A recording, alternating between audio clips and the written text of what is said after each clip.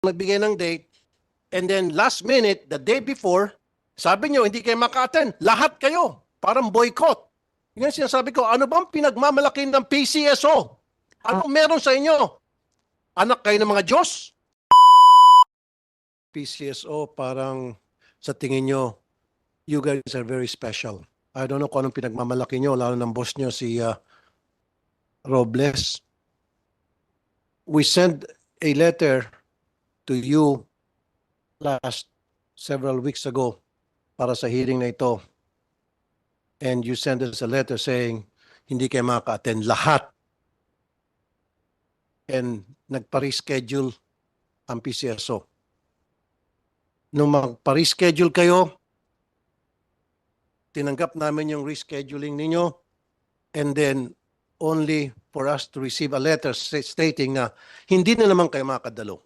Ang yabang ninyo sa PCSO, ano bang pinagmamalaki ninyo? Anong meron sa PCSO? Samantalang lahat ng mga agency ng gobyerno, pag pinapatawag sa Senado, pumupunta kayo sa PCSO, hindi. Ano meron sa inyo? What makes you so very special? Ngayon wala dito yung boss nyo. Kayo mismo ang humingi ng reschedule,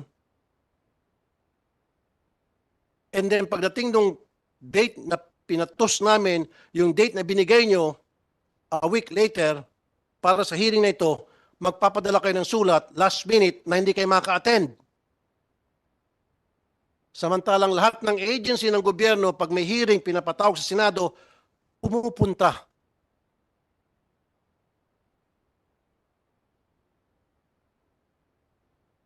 I'm sorry, kayong dalawa, baka magigisa kayo. Sinubo kayo sa Lions Den nitong boss nyo, na dapat ang boss nyo nandito, hindi kayo. No, let me speak first. Diba? Nagpadala kami ng invitation sa inyo ahead of time, way ahead of time. Hindi kayo kumibo. And then last minute, sinabi nyo hindi kayo maka-attend dahil launching ng e-lotto. At nag-request kayo ng reschedule for another week. Kayo pa mismo nagbigay ng date. And we said, okay. And then pagdating ng date na yon, the day before, hindi ulit kayo maka-attend. Lahat. Kung hindi pa ako nagbanta na magpe-privilege speech ako at ipapasampin ako kayo, hindi pa sana kayo mag-attend. May umattend nga, dadalawa lang. No, galit ako. Kasi lumilitaw na meron kayong pinagmamalaki. Nagmamayabang kayo sa PCSO. Go ahead, Attorney Contacto. I'm not mad at you because I don't know you. I don't have anything personal against you. Galit ako sa sistema na inilatag nyo na kung saan kayo po'y nagmamayabang. Diyan sa PCSO. Not you personally. I'm sorry. Kung ikaw ay na-offend, it's not about you. Good morning, Mr. Senator. First, we would like to First of all, I would like to acknowledge the presence of Senator Robin Padilla. Senator, good morning. Ma'am. Okay, sir. First of all, we would like to offer our sincerest apologies for the non-attendance of our general manager as well as our assistant general managers. To be frank, Your Honor, the only reason why we're requesting for an extension is because the launch of our PLS is due on October 1. Now, why is it of such importance? The current system that we are using as of now, No, let me cut you off. Nung kinancel nyo yung unang patawag namin, kayo mismo ang nagbigay ng date kasi sabi nyo meron kayong e-lotto launching, and then you guys gave us the date na available kayo. And then when we said, okay, sige, yung date na yon isa-set natin for next hearing, kayo pong nagbigay ng date, and then last minute, the day before, sabi nyo hindi kayo maka-attend. Lahat kayo. Parang boycott. Yan sinasabi ko, ano bang pinagmamalaki ng PCSO? Ano meron sa inyo? Anak kayo ng mga Diyos? Your Anak kayo ng Diyos din sa PCSO? No, Your Honor. I would like to explain the reason for our requests. No, you don't have to request. Nagmamayabang kayo siguro that the least that you can do is apologize. Sir, which is why I'm asking for an apology, Your Honor. And I'm explaining the absence of the resource persons who can explain and answer your questions in detail. No, Ma'am Attorney Contacto. Remember, nung unang hearing na sinet namin, that was last week, and you were given notice way ahead of time, umuo kayo, and then last minute, sabi nyo, launching ng iloto. Wait a minute. And we said, okay. And then kayo mismo ang pumayag na iset it, to set the hearing for another date. Okay? So, dapat nakapag-adjust na kayo. Dapat nakita niyo na po yung schedule ninyo na kung pwede ba kayo hindi a week later. And then, all of a sudden, hindi na kayo pwede. Come on. Come on. Mr. Senator, I have a copy of the letter that we sent. There was no mention of the iloto. What we have here is, we did mention Yung first letter ninyo is September iloto launching. 18. It was two agendas, Your Honor, that we raised in the first letter. So in the first paragraph is the launch of the iloto, and the second is the transition to the PLS, sir. Right now, I cannot stress enough, sir, the reason why we need to focus on the PLS. And if you would allow me to explain, sir, this would explain the absence of our officials right now.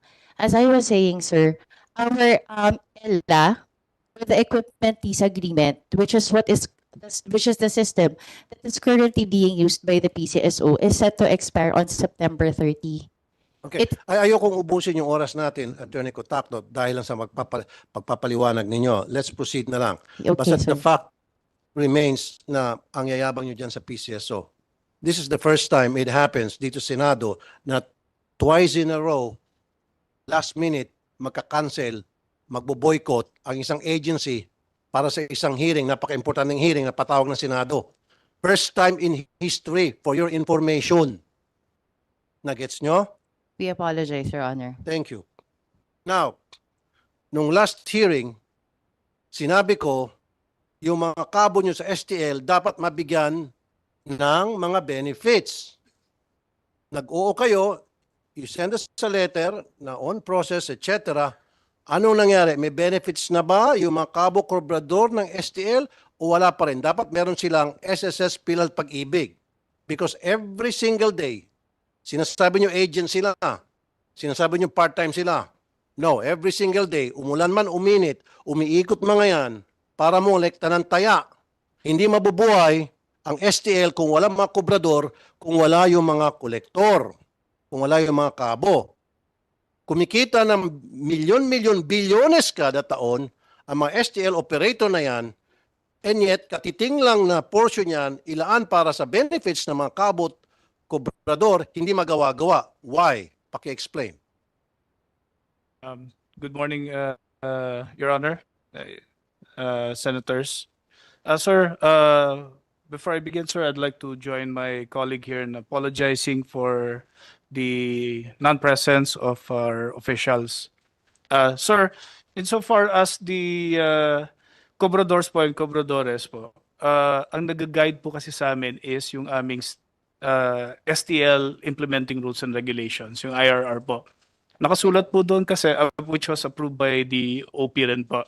Nakasulat po doon kasi na ang mga empleyado po, yung sales force po ng mga STL agents po namin, ay they are required to submit yung mga registration nila sa SSS, PhilHealth, etc. po.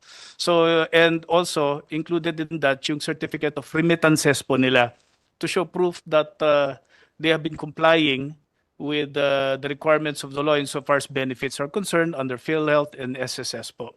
So, yes po, sir. Hindi nila submit? Hindi sila nakapag-comply doon sa request ninyo? Doon sa mga dokumentong yon?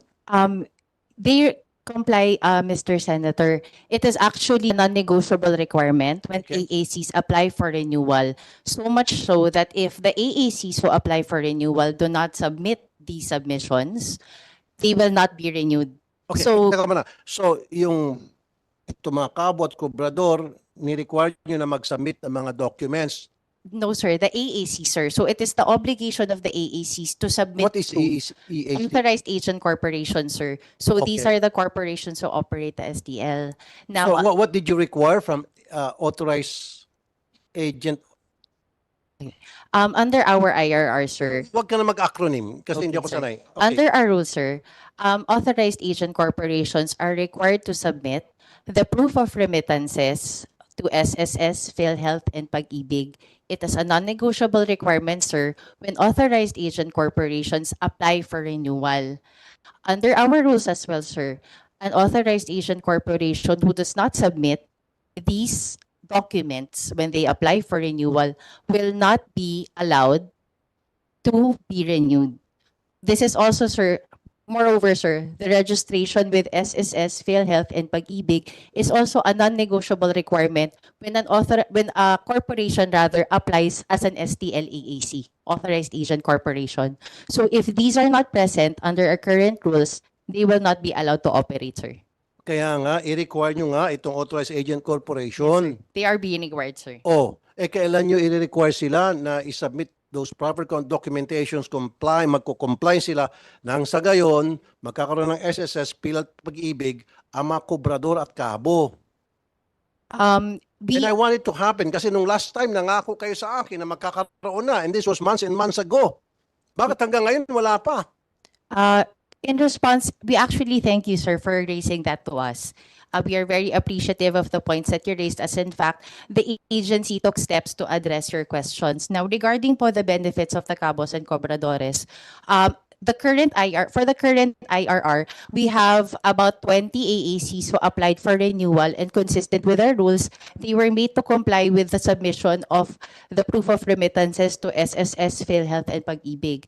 In Teka muna, response, ano yung proof of remittances? proof of remittances of the benefits of the cabos and the other employees of the authorized agent No, corporations. attorney, all you need to do, baguhin nyo siguro yung IRR ninyo, ang dami pang pasikot-sikot, basta't i-require nyo ang inyo pong mga STL operators na sa oras na pagbukas nila ng kanilang franchise, matik, meron na agad SSS, PhilHealth, Pag-ibig ang lahat ng kobradores at lahat ng kabo. Yes, sir. Ganun lang kasimple, wag na natin Yes.